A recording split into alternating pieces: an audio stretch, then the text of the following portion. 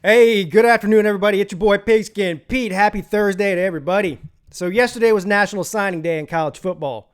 We had the early signing period in December, the quote-unquote early signing period, which has really become the main signing period of the last few years. But anyways, the guys who either hadn't decided where they were going to go by December or whatever, they were leftovers, and yesterday was their day to sign. So full disclosure here, I did not follow the recruiting or the signing day at all yesterday. I was busy doing some other stuff, so I didn't get a chance to look at it at all. I just now, before I started this video, and it's very early in the morning here, on Thursday morning. So by the time this video is posted later this morning, I don't know, some things may have changed, in relation to what I'm going to talk about. Not a whole lot of news. The biggest news, the news that everybody's talking about, is obviously the Jordan Burch, South Carolina, LSU situation. Yeah, so South Carolina fans, at least as of right now, do not know if Jordan Burch is still going to come to Columbia. But anyway, what we're going to do today, we're going to look at the composite 247 sports rankings. And for anybody who doesn't know what the composite rankings are, it's just an average of all the other media outlets' rankings. So, like in other words, I went to rivals.com and looked at their top 25, and they had had Georgia 1, Clemson 2, Alabama 3. But when you look at the composite rankings, you'll see they have Georgia 1, Alabama 2, Clemson 3. So the composite, is just an average. So don't come at me and tell me, oh, Miami's not ranked 13th, they're ranked 12th or whatever. Okay, this is just a composite. I realize different sites or different outlets are going to have one team, in a different slot than another. I'm not concerned about that. I really could care less, honestly. Where some of these teams are ranked, including my own. But, all right, let's go ahead and take a look at 247 Sports Composite Rankings right now. All right, so there you have it. You can see 2020 football team rankings. These are the final rankings. Composite, Georgia, number 1 with 25 commits, 4 5-stars, and 15 4-stars. So they do a point system, as you can see all the way on the right there. These players are all ranked under a point system. So that's how they come up with these rankings, because somebody would look at Clemson at 3 and say, man, they got the most 5-stars, 5 stars. Why would they be third? Well, they give them, again, you can see they got 12 4-stars compared to Alabama's 17 4-stars. So, again, they're giving points, they add them up, and there you go. All right. Anyway, so nothing stands out to me here in the top 5, at least. Yeah, the top 5 mainly: Georgia, Alabama, Clemson, LSU, Ohio State, the usual suspects. And you can pretty much bank on it that those top 5 are going to be in contention for the next 2 or 3 years, just based on the players they have now and the recruits they got from this recruiting class. Now, again, does it matter? Is there really that much of a difference in talent in, say, LSU's class to Texas A&M's class at 6, or Auburn's class at 7, or Florida's class at 8? No, not much of a difference at all when it really comes down to it. The old debate about do stars matter or do stars not matter? Yes, they do, and no, they don't. I don't know why you have to be on one side or the other. This is the world that we live in today, not even just in football, but just in general. You have to be so rigid in your opinion on everything that you have to pick one side or the other, right? You see it in politics. You see it in everything. Yes, stars matter. Otherwise, why would we care, right? But just because you're a 5-star, the stars are just a rating, an evaluation of your talent level, your raw talent level. There's no stars given for what's between your ears. There's no stars given for your work ethic. There's no stars given for your room for development. So, and in my opinion, and this is just my opinion, I don't really think there's much of a difference, if any difference at all, between a 4-star and a 5-star player. That's why I don't really like the star system. But one thing you can look at in the elite college football world is that one of all these teams that are in the playoffs and winning national championships on a regular basis, they all have one thing in common. They have a lot of 4- and 5-star players. So, yes, it does matter. And then people go, well, what about this guy? He was a 3-star. He was a 2-star. He was a walk-on, and they were the best player on the team. Yeah, I get it. And there's a lot of 5-stars that end up being a complete bust. We see it every year. But don't pretend that if you're a fan of a team that you want a whole roster full of 3-stars. Let's see how that works out for you. So the answer is yes, it does matter, and no, it doesn't. Development and recruiting the right player for the type of system that you're running, offensively or defensively or whatever, or even the culture of your school, all of that matters. You have to. There's a happy medium between all of them, and Clemson is a perfect example of this. Am I happy that they're 3 or 2 or 1 or 4 or 5? Yeah. Top 5 recruiting class is always going to sit well with me as a Clemson fan. But here's the bottom line. Clemson has averaged around 10 on average over the past decade. In the past decade is what has been their best run in their history as far as being consistently winning. And they've been in that time period, they won 2 national championships with an average recruiting ranking of 10. So, in my opinion, what you really want to shoot for, if you want to be in contention. Now, I know the Alabamas of the world and the Ohio States of the world, if they're ranked number 10, they're going to find that as disappointing, right? If next year they were the 10th recruiting class, a lot of their fans would be disappointed with that because they're used to being in the top 5. But anybody not named Alabama, Ohio State, teams like that, should be happy with a top 15 class in any given year. That should be the standard, really. Maybe even top 20. Because on any given year, if you're continually recruiting in the top 15 nationally, then you have a chance to make a run at the playoffs if you have a good year. So that is the standard as far as I'm concerned. Top 15, top 20 at the lowest. All right, so let's go Texas A&M 6. They continue, Texas A&M does, to put together great recruiting classes. Hell, they were doing it before Jimbo got there, but they're doing it now. And that doesn't surprise me. Jimbo Fisher's a really good recruiter, and Texas has a plethora of talent in it. Auburn at 7, no surprise there. Florida at 8, no surprise. This is just the usual suspects. Texas, number 9. Texas in the top 10. They have had the previous 2 years before this class, they've been in the top 5. So, but still, so you're talking about a couple of top 5 classes and then a top 10 class this year under Herman. It's time for them to start doing something with that. I give these people, these coaches when they come, and I don't care what brand is on the helmet or the jersey, I give them 3-4 years to recruit their guys, is what you quote unquote their guys, and then I want to start seeing some wins. And not just, 9 wins a year or whatever. I want to see you competing for the playoffs. And they're in a league where they can do it too. Tennessee top 10. I'd be happy with that if I were them. Tennessee was the hottest team in the country going into the last 3 or 4 games of the season. Hey, what did they win? 6 games in a row to end the season out? That's phenomenal, considering where they came from. You add a top 10 recruiting class to that. If you're a Tennessee fan, I think you're extremely excited about what's going on in Knoxville right now. Oklahoma 11, not surprising. Oregon 12. Miami 13.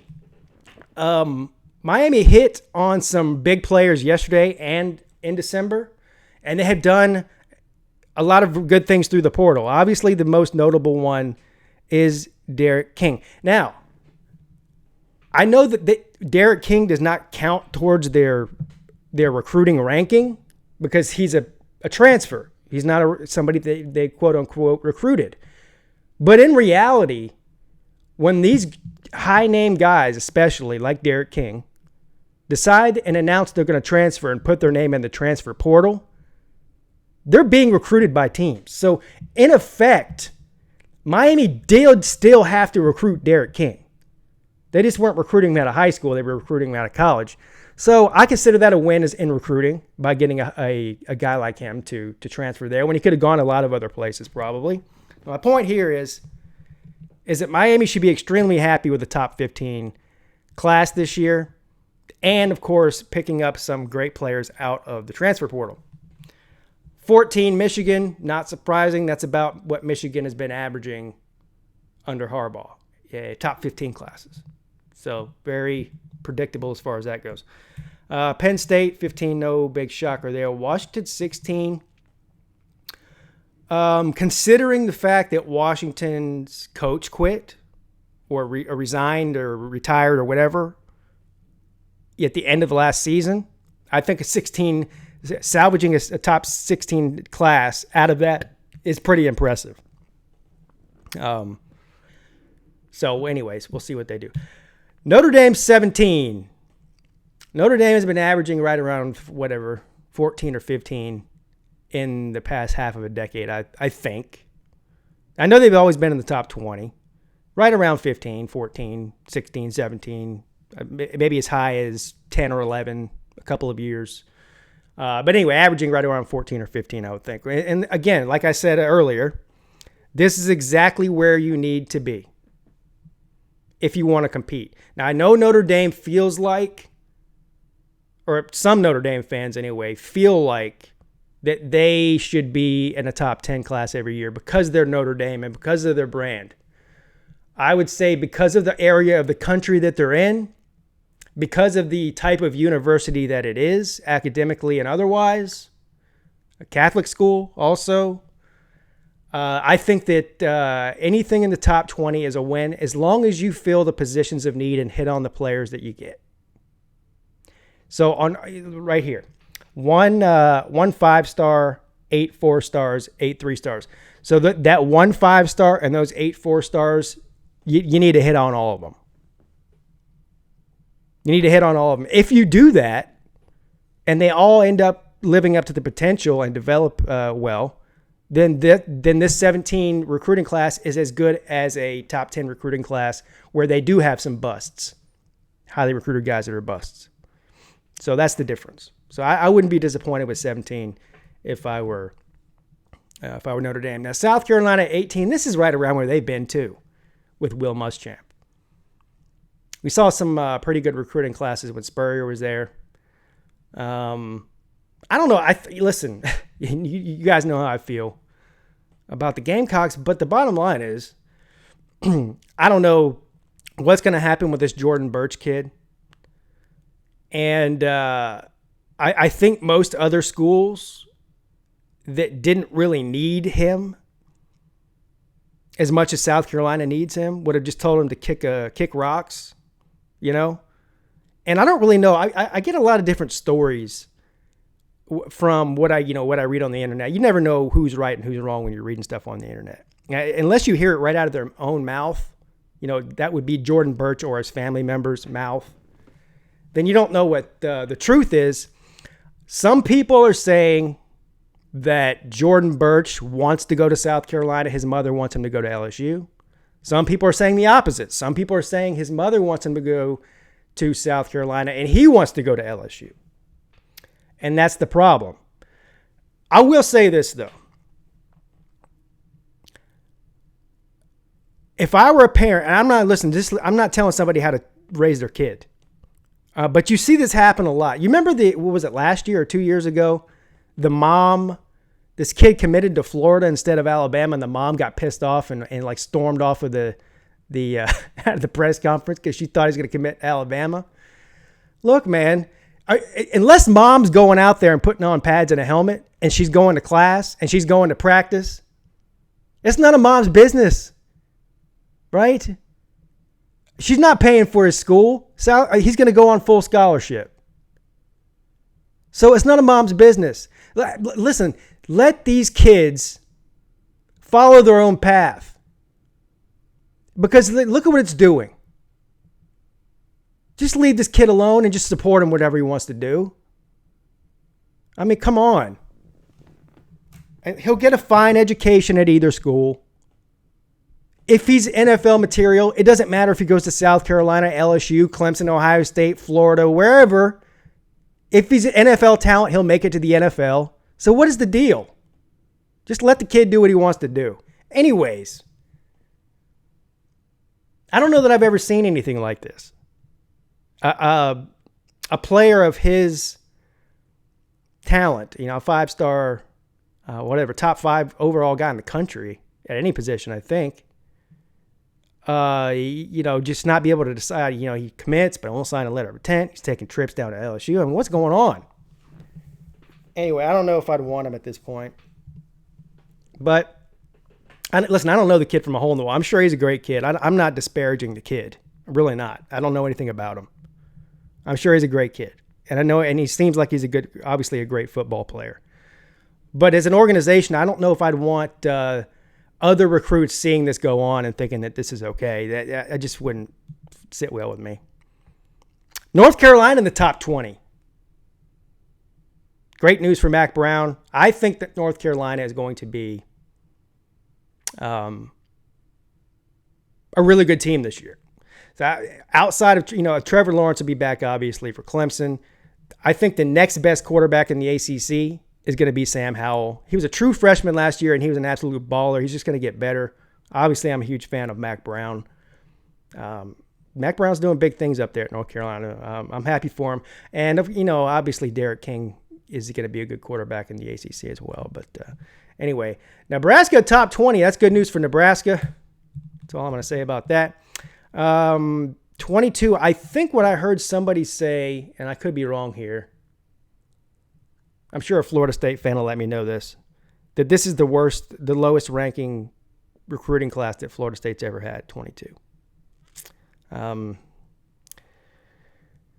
Now, the good news for Florida State is that they did sign 2 quarterbacks in this class, which, believe it or not, the previous 2 recruiting cycles, they didn't sign any quarterbacks. Now, let that sink in. Imagine going 2 full years and not signing one single quarterback. So that was a huge, you should be signing at least one quarterback every year. Every team should, because you have guys transferring, you have guys graduating, and it's just, you need to keep that the most important position on the team. You got to keep guys there. You got to have guys. And so Florida State hasn't had guys, or at least enough of them. And they got one really good one too, who had a relationship with the new coach there. So anyway, we'll see. Look, I don't know. Florida State 22 is not awful in the grand scheme of things, but it's not where Florida State should be. So I'm going to say, because of the coaching change and because they've been so bad the past couple of years, let's look at next year's class before I start judging if this is going to be a continual problem. I would suspect that you're probably going to see a top 10, top 15 class out of Florida State come next season, this time next year. All right. Really nothing else that stands out to me, except for if you go all the way down here. Hold on. See if I can load more. You go all the way down here. That's surprising. Baylor at 54 and Southern Cal at 55. Well, Southern Cal at 55 is extremely dumbfounding. That's definitely the worst class they've ever had. Look at this. Look at this class. 0 5-stars, 2 4-stars, 11 3-stars. Ooh, that's rough, man. That's rough seeing that emblem with a 55 next to it. It's almost unbelievable, really. And, just as good as Baylor's been, I realize Matt Rule left and he's gone to the Panthers. But with all the talent in Texas, with Baylor having such a great year last year, I don't know. I just feel like Baylor should be in the top 25 every year. The 54 is not going to cut it. Maybe Maybe they had a bunch of guys decommit after Rule left. I don't know. Somebody can tell me that. I don't follow recruiting extremely close like some people. There's years ago I did, and it consumes so much of your time. And then you think you have things figured out. You can think listen, up until a week ago, Clemson was the whole off season last summer, the entire football season this year, and up until about a week or 10 days ago, Clemson was projected to have the number one recruiting class in the country. Last week it flips and they fall to 3. So this is my point. These guys, the players flip, the rankings fluctuate up and down. I don't really know the point of following recruiting that much unless you have a shitload of time on your hands, or you just really love it, digging into it. It's a personal passion of yours. Other than that, it's kind of a waste of time. At least it is to me. But some people love it, man. So more power to them. Anyway, that's my thoughts on the 2020 recruiting rankings. Let me know what you think down below. If I mentioned your team and you want to give me your opinion on your rankings, your favorite player that you got, a player that you missed on, if you're a Gamecock fan out there, and you want to talk to me about the Jordan Burch situation, please do. I'm all ears. Have a good one, guys. Pigskin Pete checking out.